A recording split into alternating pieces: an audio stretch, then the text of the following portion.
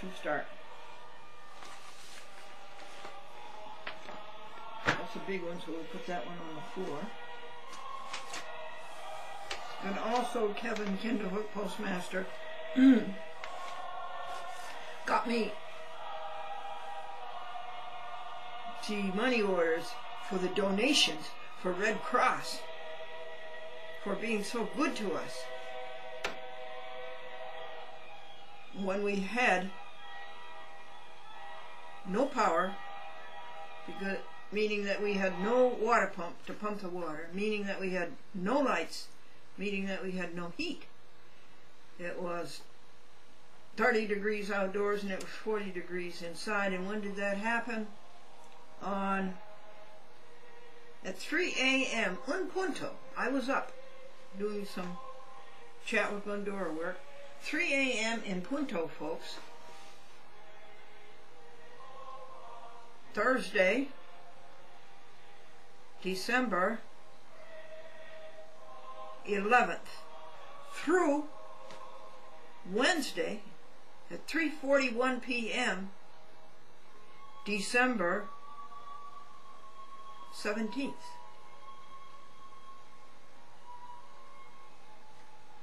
It's wrong. 18th. December 18th. And I went to the shelter. And the Red Cross was so good to us all. There were 38 of us the first night, Friday. And they gave us mats to sleep on the floor. And they gave us food to eat.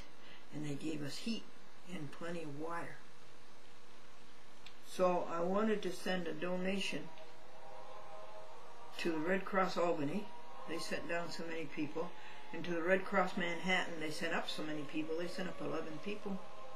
And I wanted to make a donation to the Ichabod Crane School District for giving us their great big gymnasium. And they prepared the food, and they brought in maintenance personnel. And I believe the Red Cross reimburses the school for that. I want to thank the superintendent of the school district, which would be the Kinderhook School District, the Ichabod Crane School District, Mr. James Dexter, and he stayed all night with us, night after night, and Mr. John Stickles, the principal of the elementary schools, and Mr. William Snyder, the principal of the high school. You know about the boy, he said, "It isn't that I don't like school, I just don't agree with the principal."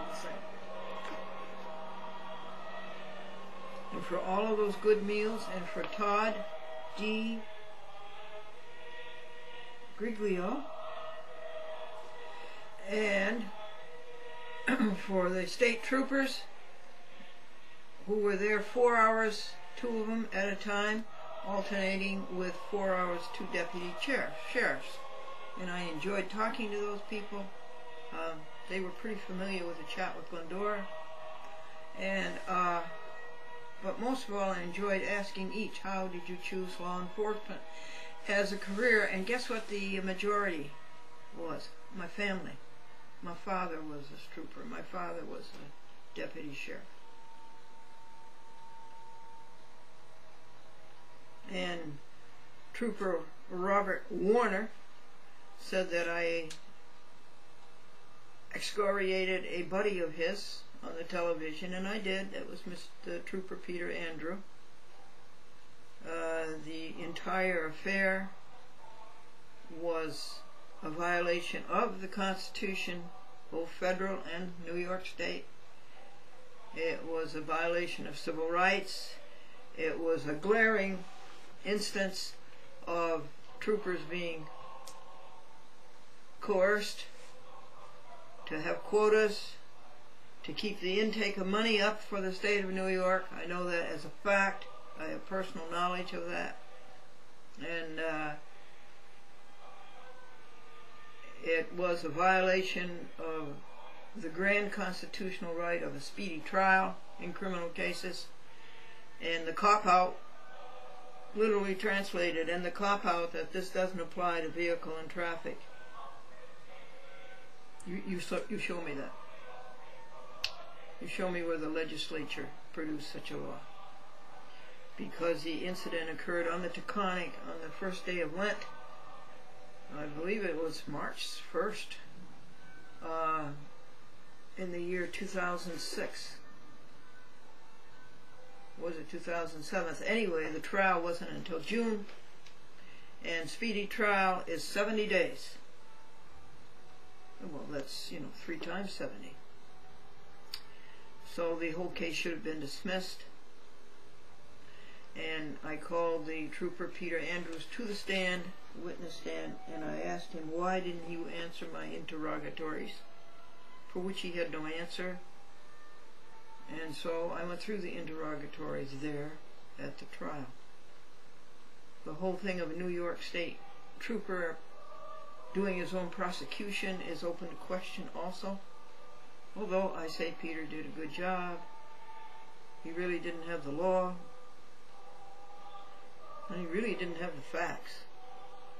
There's a joke about that. 2 lawyers, if you know the law, you hammer the law. If you know the facts, you hammer the facts, and if you don't know either, you hammer the table. So that was interesting. Matthew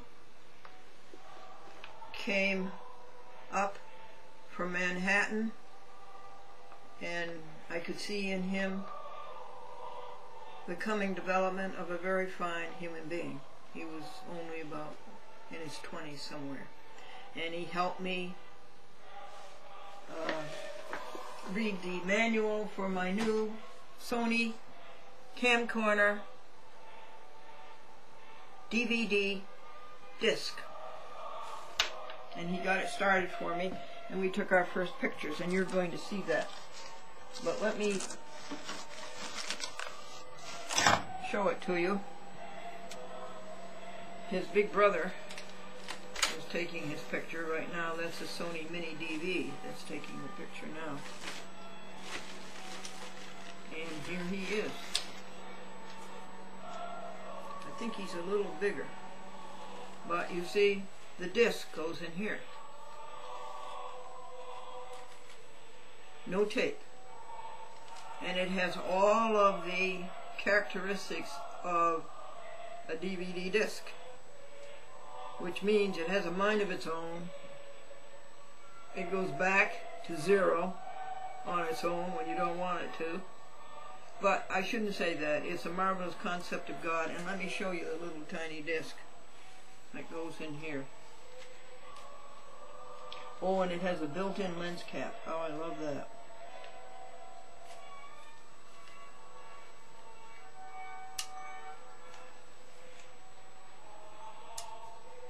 He talks all the time.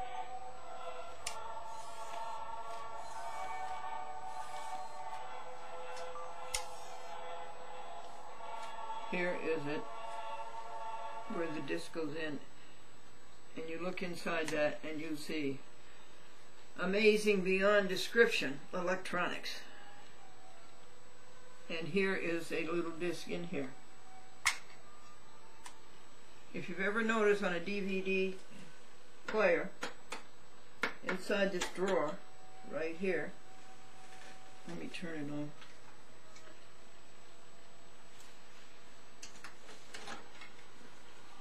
This little drawer right here, there's a great big circle for the big discs, and this great big hat, and then there's a concentric circle, a little one for this disc.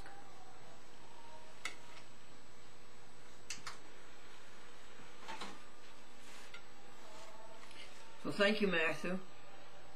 And the next day somebody else helped me, And by the time, and then on Thursday, Victoria, who is a graduate student at the Rensselaer Polytechnic Institute, RPI, one of our most prestigious universities, helped me finish, and we did a 30, it's only 30-minute, by the way. The big disc is 2 hours, or whatever you want to make it. She came and we finished the disc, 30 minutes. Then we brought it over here to play it, and up came the warning sign, playback not available. Why? The disc hadn't been finalized. That's another thing about DVD discs. So I knew from experience with these 13 combo DVD VHS what that meant. That meant you had to put the little disc back inside the camera, and you had to read the instruction book again, and then you had to find out how to finalize it in the camera. But it was cute, and it finalized within, I would say less than 2 minutes. Some discs, as the instruction book says, will take up to 4 hours to finalize. And this was an interesting thing. The less information you have on a disc, the longer it takes to finalize it. The more information you have on a disc, the less time it takes to finalize it. Now, why is that? Bruce Bergman says it's like a clothes dryer. The more clothes you have in the dryer, the faster the clothes dry. The less clothes you have in the dryer, the more time it takes to dry. This finalizing of DVD discs is a challenge, but it's also a miracle. You do not have to finalize a VHS. Queuing up a DVD disc is often arduous, and queuing up a VHS is not. And editing on a DVD disc requires quite a lot of concentration. And we have here a kitty cat who wants to join you. What would you like, Mr. Amadeus? Merry Christmas.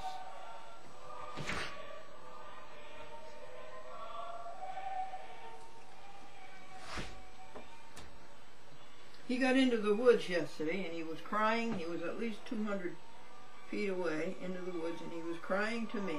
Crying, crying, crying. I couldn't figure out what he was crying about. Guess what it was? Well, we had 40 degrees, and the 22 inches of snow we've had started to melt. And wherever he sat, whoosh.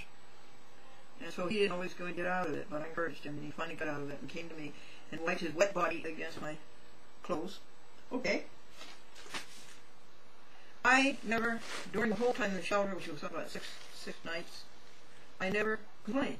I never felt like complaining. All I did was say, thank you, thank you, thank you, thank you, thank you, thank you. If there ever was a cascade of blessings, it was at that time. And I enjoyed talking to people, knowing about them, and knowing about their lives, and what they're looking for. John, who was the youngest disciple of Jesus Christ, he was following along with Jesus. Jesus was walking along, and John was following along. Christ turned around and he said to John, what are you looking for? Those are the first words in the Gospel of John. Christ saying to John, what are you looking for? Folks, what are you looking for? Get up in the morning with your book and your pencil and answer that question.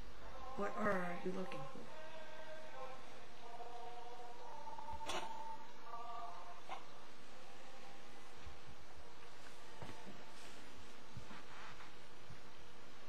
Don't be distracted. Do not be distracted. Even Christians be distracted. Do not be totally distracted.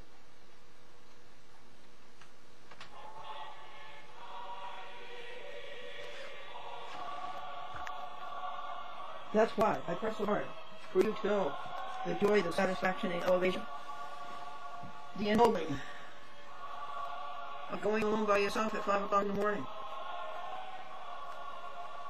Because your life is going by, and you can miss it. And you do miss it. Your aim is way off. You're not making the right turns. There's a treasure laid up for you. God has a treasure all set for you, waiting for you to come and get it. Claim it. But you keep taking wrong turns. And the reason you take wrong turns is that you get distracted. You get distracted by television, you get distracted by movies, horror shows, grocery stores, department stores, the economy. The thing you're looking for is not in any of those. It's in your alone time with God. Okay, let's go on with the announcements. Here are so many announcements that don't know where to begin. I thank you and praise you, Public Access TV. You can't see this because it's black and blue. In Great Neck, thank you for trying to do better public access. I know this is your existence, but from the viewpoint of a public access producer, it makes life harder because we have to fill out your renewals and we have to send tapes to you and to Cablevision and also to Verizon and also to Verizon again. Or do we? I guess we don't. I retract that. Because Verizon will play the tapes that we send you. And the chat with Glendora is on Saturday at 10:30, I believe. And it's on down on 20. Anything is on in the daytime sometime. But commendation to you, accolade to you, recognition of special merit, public access television in Great Neck. To Shirley and Cindy and Grace and Eric.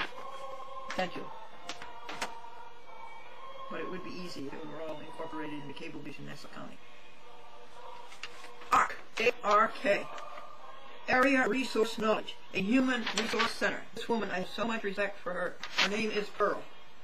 Gift shop and thrift shop, Route 9 and Herrick Road in Volition, New York. Mission statement: the ARC, Area Resource Knowledge, was designed to be a helping hand in regards to the well-being, empowering, and improving the quality of life for anyone seeking that help. The ARC offers free human service direction in areas such as employment, people who are unemployed and don't know how to get a job, college, people who want to go to college and don't have money, disability, counseling, rental assistance, eviction, substance abuse, food, heat, spiritual matters, advocacy when applicable, and more. The ARC, Area Resource Knowledge, also offers affordable clothing, household items, furniture, books, toys, and gift shop. The ARC, Area Resource Knowledge, sells collectibles and antiques at discount. This addition helps keep the ARC afloat. She knows Ruth, and Ruth goes out and gets the bread that Price Chopper and ShopRite and Hannaford's is going to throw away, and fruit and vegetables, and Ruth distributes them, and so does Pearl. You are invited to come and relax in the tea room. Enjoy a beverage, talk, share, and or shop. And here is her cell number. Thank you for doing that, Pearl. Thank you so much. You know, one great thing about a DVD is the electromagnetic spectrum on the outside. When the light hits it, it acts as a prism, and at this very moment, it is brilliant. This little DVD line here, it is brilliant with red and green. Why? Because this is Christ Mass. Mass for Christ. Christmas Day. Well, that's a very important announcement. Susan Lee White is in Palm Springs at the moment on her way to JFK on Saturday to come home to New York. Thank you, Susan. Really handsome boy. Yeah. Oh, please. Oh, that's so heavy. Oh, my God. Oh, aren't you beautiful? Aren't you beautiful? Oh, look at those eyes. Yes. What a handsome boy. And you get stuck in the snow, yes. No wonder you're so heavy. No wonder you suck to the ground. Only you can bring peace and joy to farmed animals this holiday season. Every time they send anything, I send them $20. This is People for the Ethical Treatment of Animals. People for the Ethical Treatment of animals. And delicious holiday recipes, which of course don't involve any cruelty.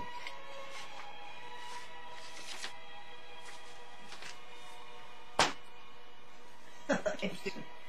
What an adorable Christmas card. James Dixon is such a competent actor. He lives in Manhattan, and he's the one who saved Glendora. I think why it was so important to get those two tapes onto Manhattan cable TV in the year 2008 was that the competition is only for the year 2008 and only for public access in Manhattan.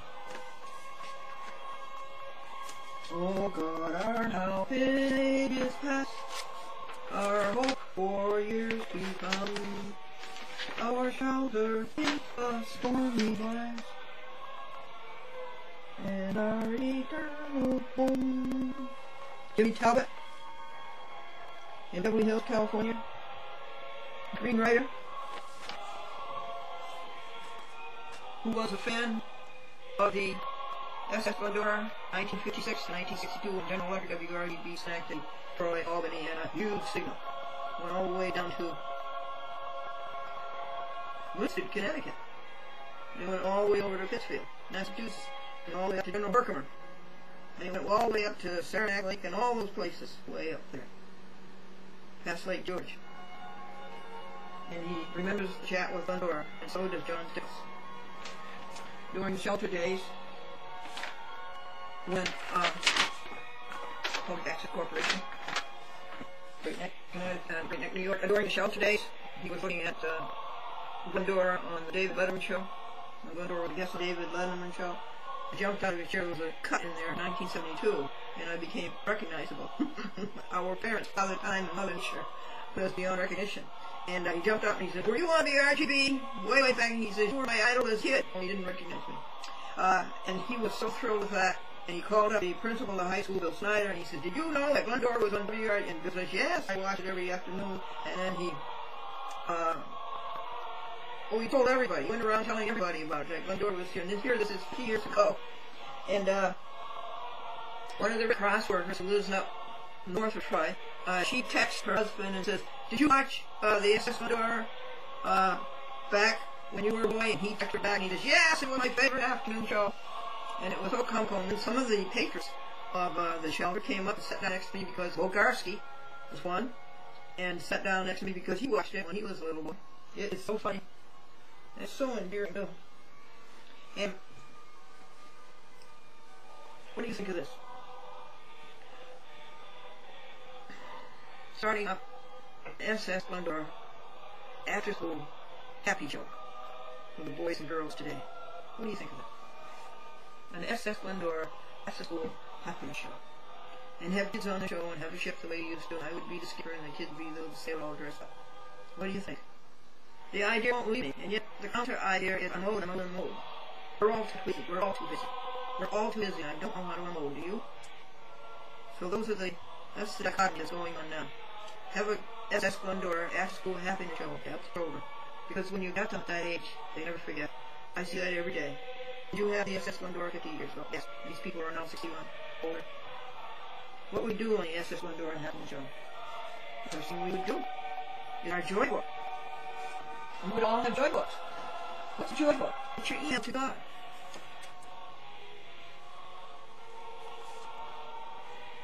You tell God what you just did. And then you find out from God what you should do next.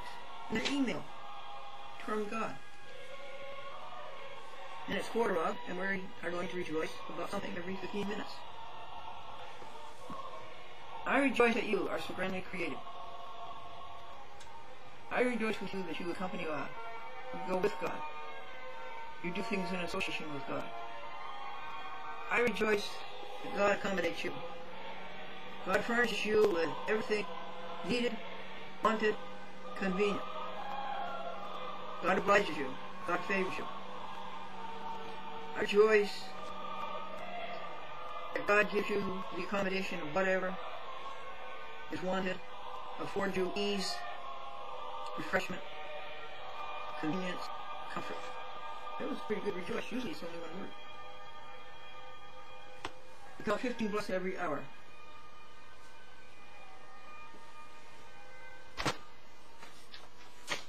There's a joke about that. In the early days of television, when everything was live, this sports announcer was doing a show at WMGD, Mount Greylock Television, Pittsfield, Massachusetts, of UHF. UHF. Channel 74, high up on the spectrum. Poor thing, it had such a hard roll, and the wind on Mount Greylock blew over the antenna.